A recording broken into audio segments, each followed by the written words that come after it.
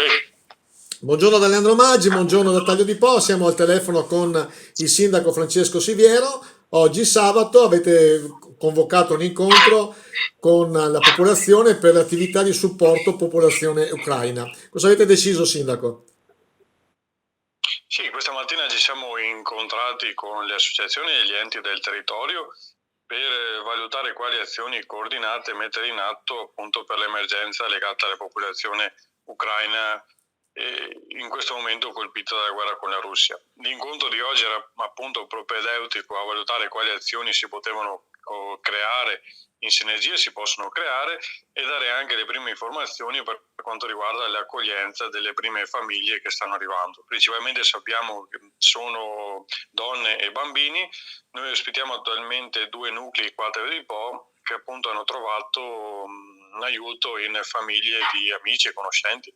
Ieri il prefetto ci diceva che la cabina di regia sarà appunto in prefettura e ci diceva anche che ci saranno dei protocolli da seguire per le famiglie che vogliono ospitare dei profughi, non ultimo il fatto di avvertire con una mail la prefettura e anche l'USL per quanto riguarda i vaccini.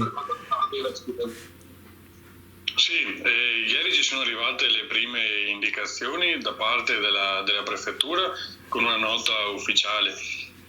In settimana, come spiegavamo già questa mattina, una volta lunedì o martedì, prepareremo i nostri uffici, gli uffici servizi sociali prepareranno un vademecum con le indicazioni per chi volesse ospitare dei cittadini ucraini.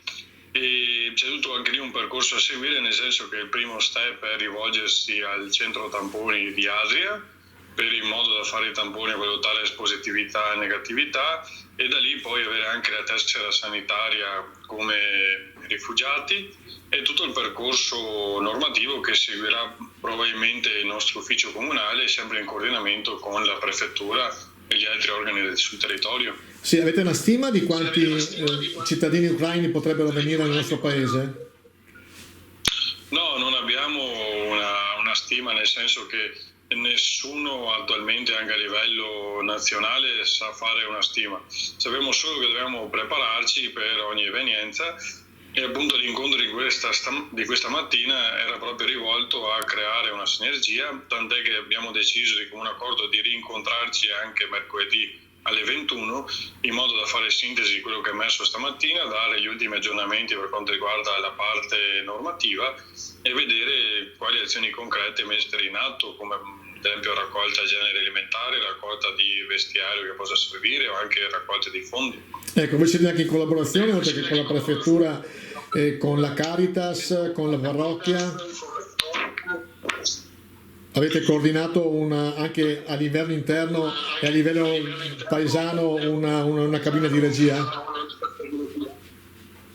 Sì, l'idea è proprio questa, creare una cabina di regia all'interno della nostra comunità in modo da dare delle risposte che siano coordinate e in grado di rispondere alle esigenze che abbiamo di fronte, perché ovviamente la nostra comunità, e l'ha dimostrato anche stamattina con la vivacità consueta, ha dato delle ottime risposte a livello sia di associazioni che di enti, che anche di singole persone che hanno già dato la disponibilità all'accoglienza e stanno già aiutando.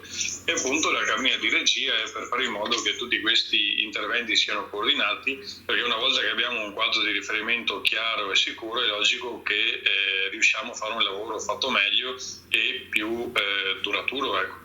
Perfetto, Sindaco, la ringraziamo, naturalmente siamo a disposizione per qualsiasi tipo di informazione che voglia dare e mettiamo dei fiori nei nostri cannoni, come diceva una vecchia canzone negli anni 60.